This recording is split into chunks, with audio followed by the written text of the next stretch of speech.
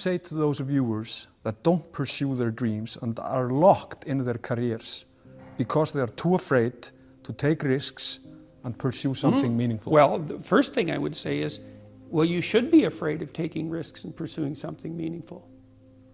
But you should be more afraid of staying where you are if it's making you miserable. It's like the first thing you want to do is dispense with the idea that you get to have any permanent security outside of your ability to contend and adapt. It's the same issue with children. It's like you're paying a price by sitting there being miserable. And you might say, well, the devil I know is better than the one I don't. It's like, don't be so sure of that. The clock is ticking. Yeah, and if you're miserable in your job now and you change nothing, in 5 years you'll be much more miserable and you'll be a lot older. But isn't it a luxury to pursue what is meaningful? Our viewers have mortgages, they have children, they have payments and loans. It's a luxury to pursue because we lack the resources. Well, I don't remember now, I'm not talking about what makes you happy. It's a luxury to pursue what makes you happy. It's a moral obligation to pursue what you find meaningful. And that doesn't mean it's easy. It might require sacrifice. If you need to change your job too, let's say you have a family and children and a mortgage, you have responsibilities. You've already picked up those responsibilities. You don't just get to walk away scot-free and say, well, I don't like my job, I quit. That's no strategy. But what you might have to do is you think, well, this job is killing my soul. All right, so what do I have to do about that? Well, I have to look for another job. Well, no one wants to hire me. It's like, okay, maybe you need to educate yourself more. Maybe you need to update your curriculum vitae, your resume. Maybe you need to overcome your fear of being interviewed. Maybe you need to sharpen your social skills. Like, you have to think about these things strategically. If you're going to switch careers, you have to do it like an intelligent, responsible person. That might take you a couple of years of effort to do properly. When you say pursue something meaningful, is it important to have a vocation?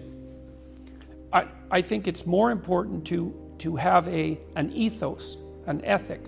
So I have a program, for example, called the Future Authoring Program, which is a writing program that enables people to develop a vision for their life and then to develop a strategy.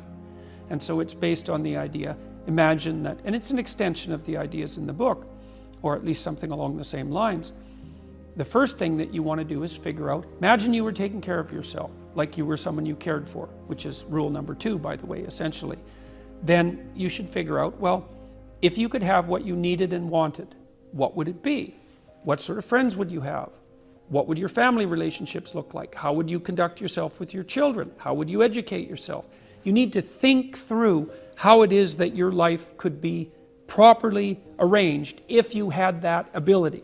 And then you can aim at that. And the funny thing is that if you do posit a goal of that sort and work towards it, you will move towards it. The goal will change because you'll learn things along the way. But I mean, I've dealt with hundreds of people in my clinical and consulting practice, and we set a goal, we develop a vision and work towards it, and things inevitably get better for people.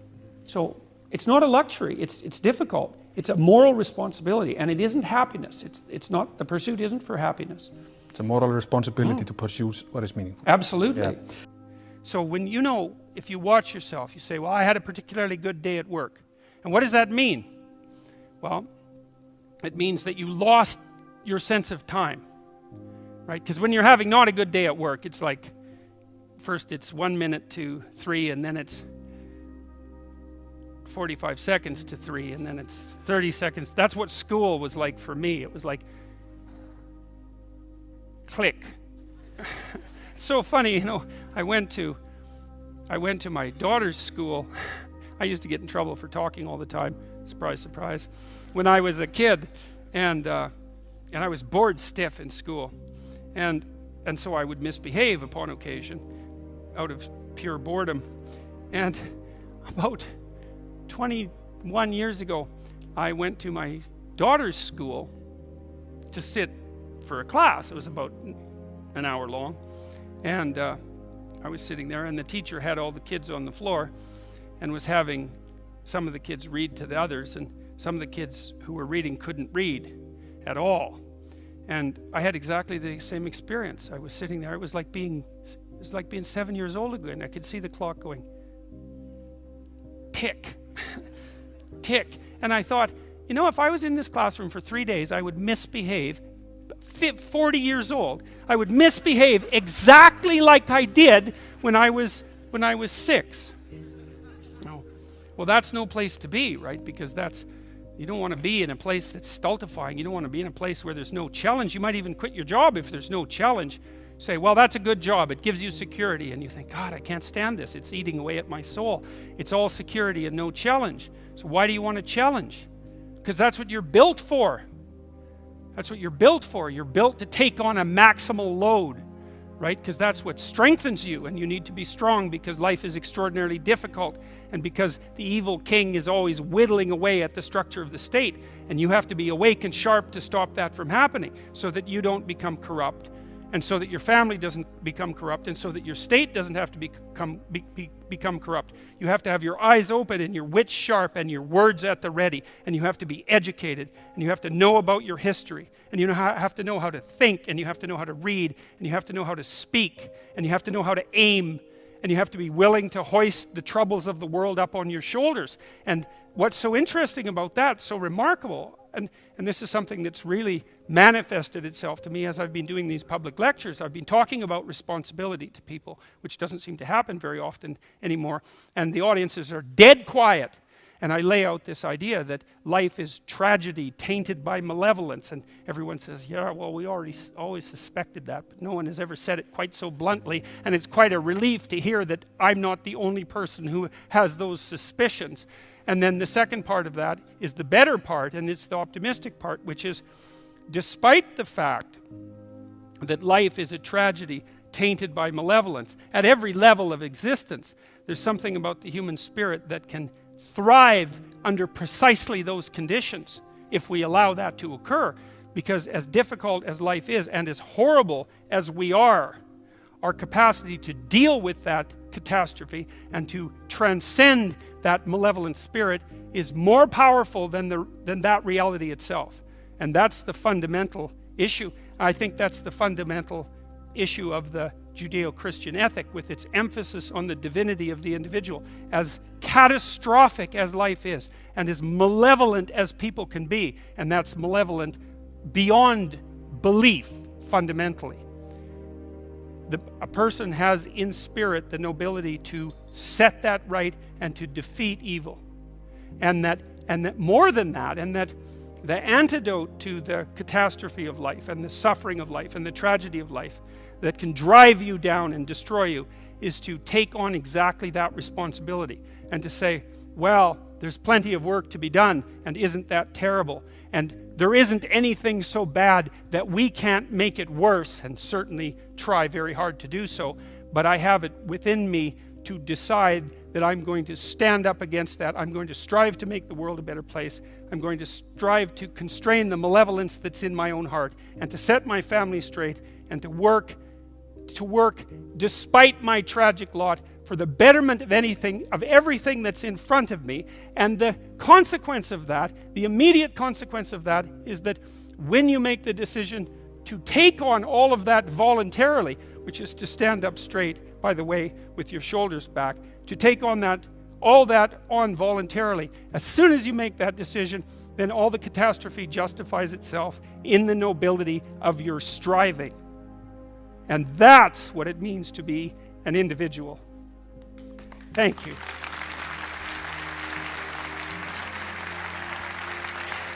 When I was 25 or so, I probably weighed about 138 pounds. I smoked like a pack of cigarettes a day. I drank tremendous amount of alcohol. I was from northern Alberta, this rough little town up in northern Alberta called Fairview, and there were long winters there, and my friends were heavy drinkers, and most of them dropped out of school by the time they were 15 or 16, went off to work on the oil rigs, and it was a rough town, and we drank a lot. I started when I was 14, and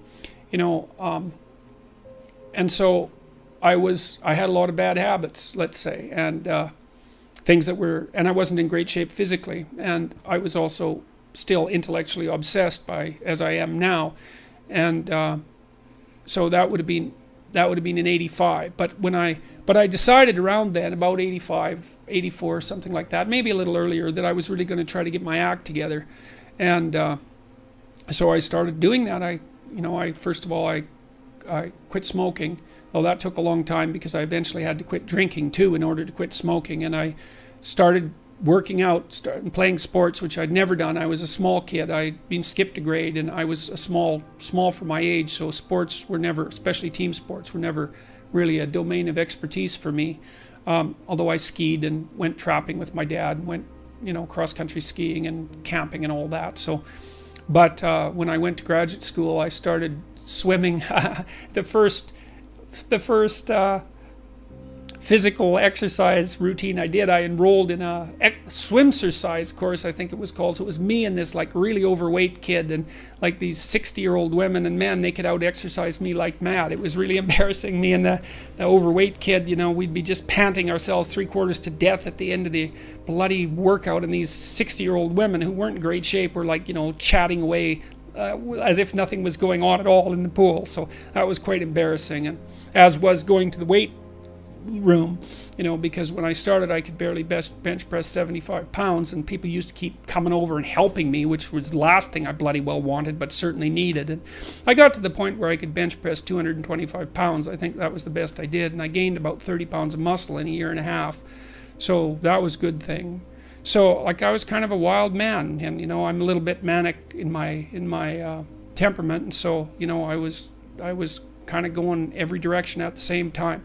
So, and I don't regret that. I had a fine time when I was a kid, but I needed really to get disciplined, and I had to do it because I was working on these hard problems that that I've been discussing with all of you, and I've been working on them really obsessively since I was probably about 18, maybe even earlier than that, and got to the point around 25 when I was in graduate school trying to get my PhD, so doing all my research. Like I published 15 papers by the time I graduated with my PhD, which was by a fairly large measure the most papers that any graduate student at that time had ever published at McGill. I think that's right. It might have been twice as many, or maybe twice as many, maybe even 3 times as many.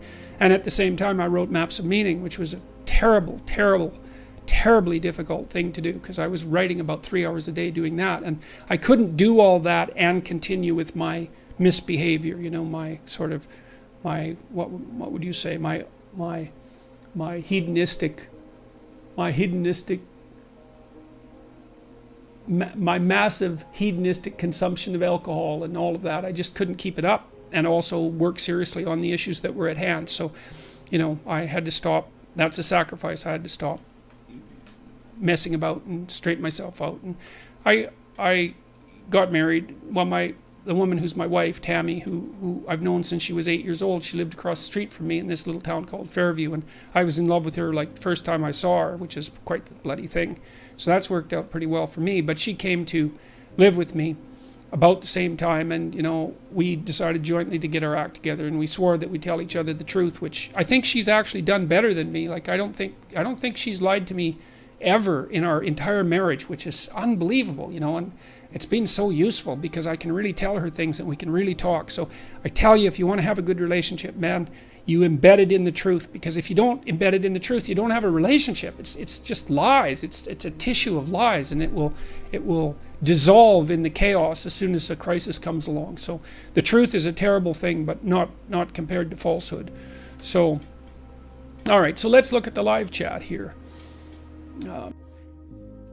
You hear the egalitarian clarion call everywhere. Everything should be equal. Everything should be equally distributed. We should strive for equity. It's like wrong, especially if you're a conservative. Wrong.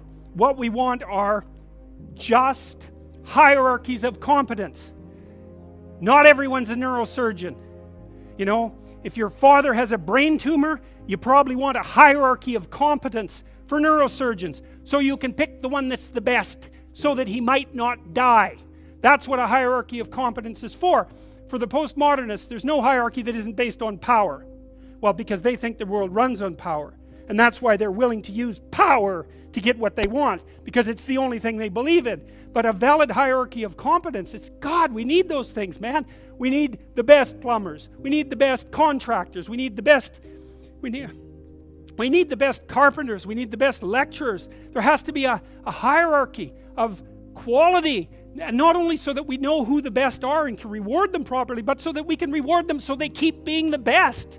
It's like, you know, if you have a great educator, if you have a great leader, if you have a great thinker, you want to reward them so they keep thinking and they keep educating so they can tell you something. It's not a reward for their intrinsic being. It's a calculated move on your part to suck everything out of them that's valuable as fast as you can. That's what a hierarchy of competence is for. And the idea that hierarchies of competence don't exist it's so cynical. It's such a pathologically cynical idea. And it's actually quite patently untrue, because here's an interesting tidbit from the psychological literature.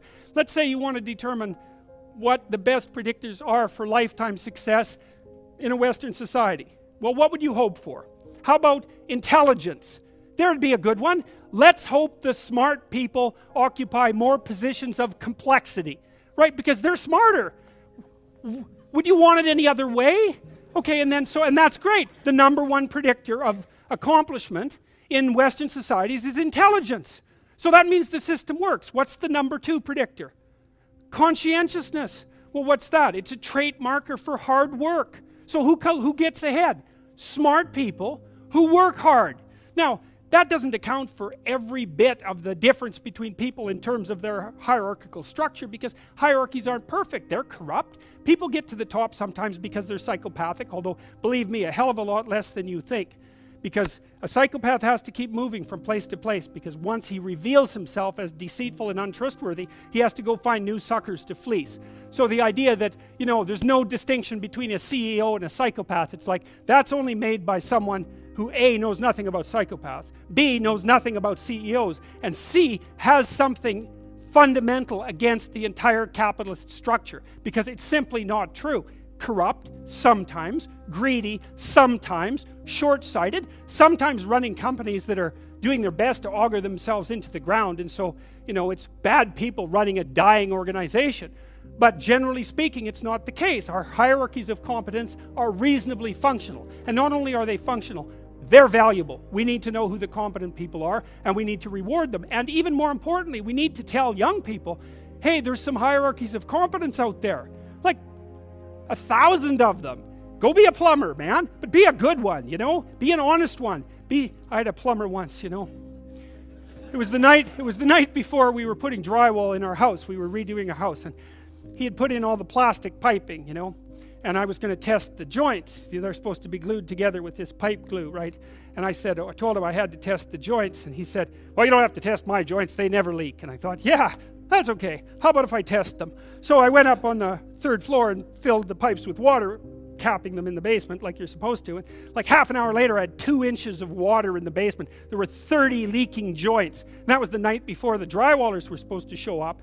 So he wasn't particularly competent. That's the point of that story. But even more so, he had put a bunch of the plastic pipe outside where the drywall would be, so it would have been sticking through the wall. So I spent a frenetic night, you know, sawing through plastic pipe and re-gluing joints so that the drywallers could come in. What's the point? If you're going to be a plumber, man, be a good plumber, because otherwise all you do is go out there and cause trouble. We don't need people to cause more trouble. We need people to solve problems. You know, and so you can be a tradesman, and you can make a lot of money as a tradesperson. It's a bloody, reliable, honorable, forthright, productive way of making a living. And there is a hell of a lot of difference between a working man who knows what he's doing and one who doesn't, both in terms of skill and ethics, right? And you work with someone who knows what they're doing, it's a bloody pleasure. They tell you what they're going to do, they tell you how much it will cost, they go and do it, it works, and you pay them. Perfect. Everyone's happy. And that's what happens when you have genuine hierarchies of competence. And so you listen to these panderers of egalitarianism and equity, and they fail to recognize completely that there are differences in rank between people. It's not such a terrible thing, man. Maybe you wouldn't be a great lawyer. Like, it's certainly possible. Most people aren't. But that doesn't mean there isn't something you could be great at. There's lots of hierarchies to attempt to climb, and if you fail in one, go try in another. But the point is, you're still trying to aim for the top, and what the hell are you going to do if you don't try to aim for the top? You know, flap about uselessly and whine about your life? It's not helpful. It'll just make you miserable. You're not reliable to anyone. You can't help out in a crisis.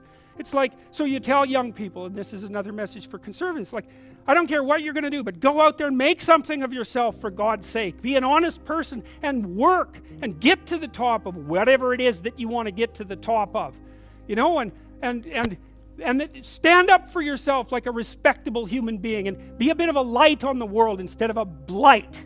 You know, and you can tell young people that, and they haven't been told that by anyone now. And so the young men are so hungry for that it's painful to watch. They're so relieved when someone finally comes up and says, hey, you know, you get your act together a bit, discipline yourself, see if you can learn to tell the truth, concentrate on something for a year or two, you could be a bloody world beater. They think, really?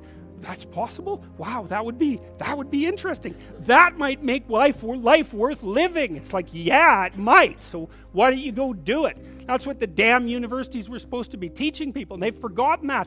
I went to Harvard a month and a half. I used to teach there. And I talked to a bunch of students, you know, and I told them, it's not easy to get into Harvard, you know. Like, you're a valedictorian if you're at Harvard. And not only are you a valedictorian, you're way better than most people at least 2 other things, or you don't get in. And so, like, I don't know what the acceptance rate is, like 5%, and believe me, not everybody applies, so it's a very selective school. And so why am I saying that? It's like, these are high-quality kids. So I told them what I just told you. It's like, here you are at Harvard. It's like, get yourself educated, man. Read some books, learn to talk, learn to think. Make yourself into something. Get the hell out there and make the world that put you here happy that you were put there in that great institution. You know, and they came up to me afterwards and said, God, I wish someone would have told us that when we were in our first year. It's like, Jesus, why didn't someone tell them that? For God's sake, it's supposed to be the greatest university in the world. Is it so difficult to figure that out? Well, it is, if that isn't what you want to have happen in the university. You want to make cringing milksops who whine about being victims while they're going to Ivy League institutions. Jesus, it's pathetic.